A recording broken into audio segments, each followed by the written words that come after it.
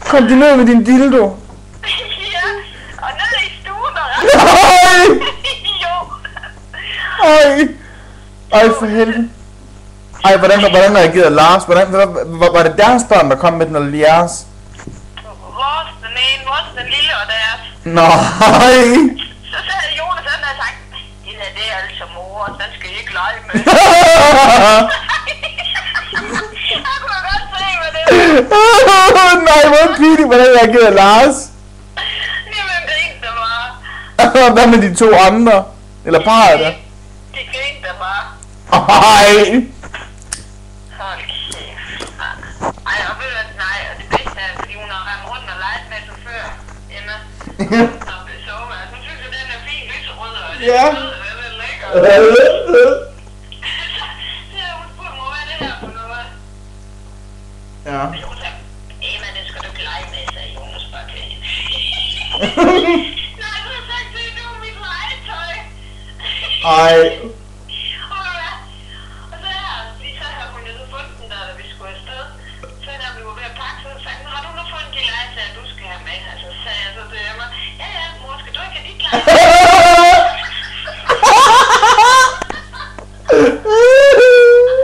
Nej, så det tror jeg ikke. Det er far godt, du har det.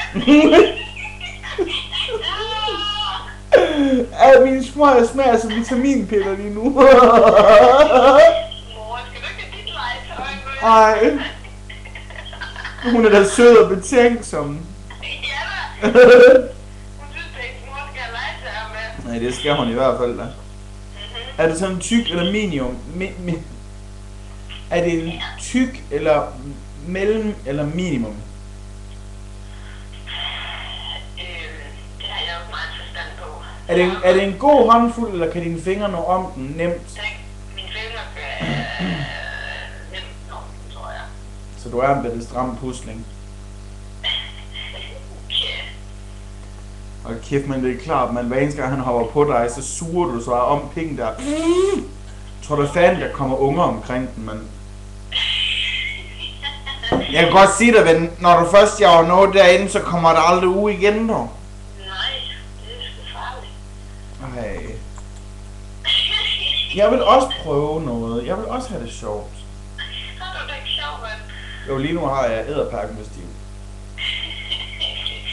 skal bare komme herop, så skal du nok få det sjovt. Ja, så kommer Lars og kvæler mig, mand. Hvad har du gang i? Du volder min kone, dit svin. Ja, det tror han, du gør. Ej, gør han det? Ja, han gør sgu så.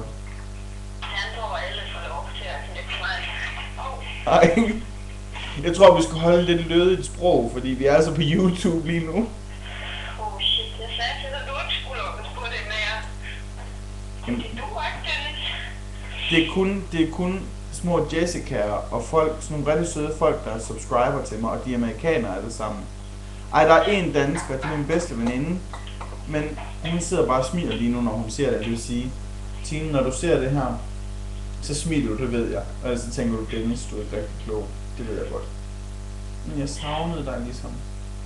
Og du talte med den.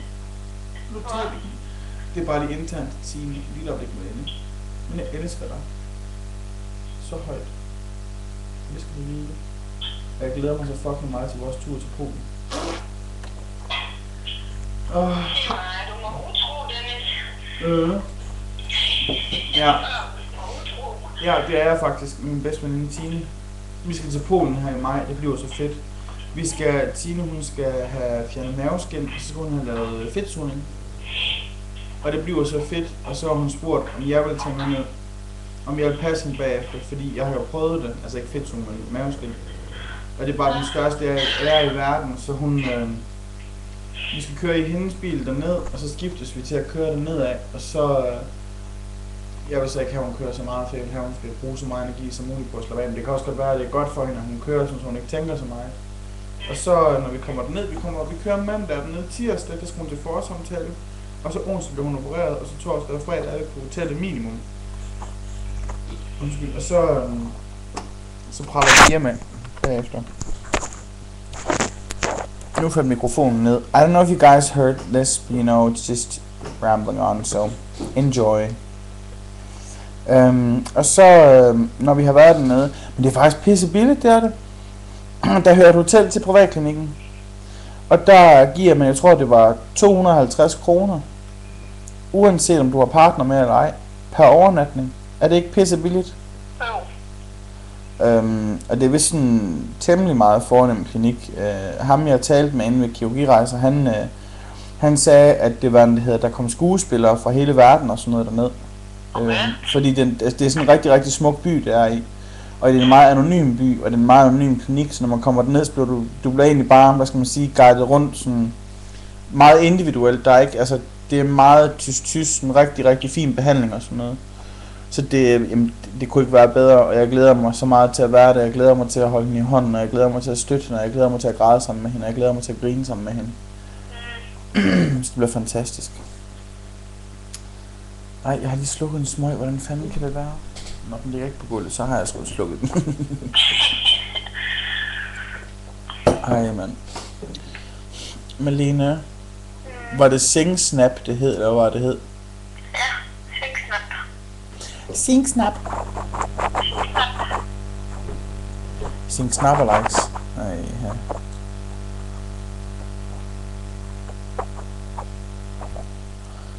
Det lyder da godt.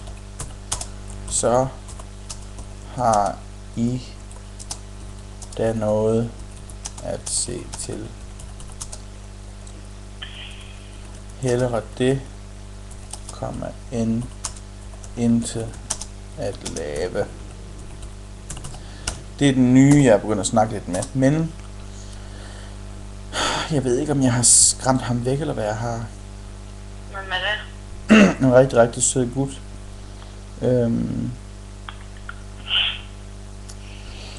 Men jeg er bare... Jeg er nok bare lidt, du ved...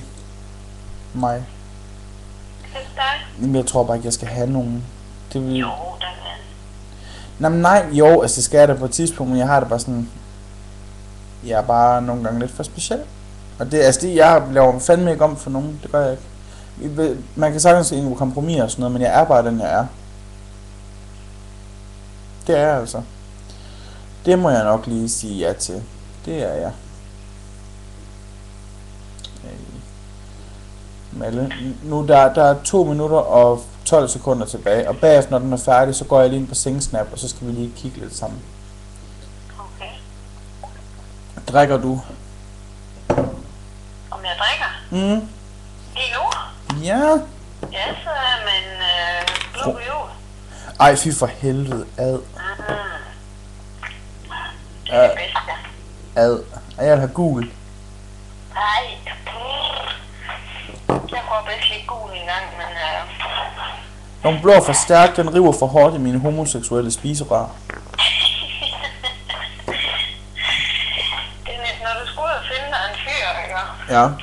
Så skulle du ikke være så feminin, som du var. Så skal jeg tale om på mig selv, det er sgu da ikke sjovt. Nej. Så skal jeg til at leve liv på en løgn resten af mit liv, når jeg har fundet en perfekt fyr. Er det en feminin mand, du vil have? Jeg vil have en maskulin mand. Nå, så skal du bare hjemme. Så skal jeg finde en, der godt kan lide mig, som jeg er. Ellers så er der bare ikke. Du skal ikke lave samme fejl, som vi tøser, vi laver. Og hvad er det? Jamen... kan du lide mig? Hvordan ser jeg ud?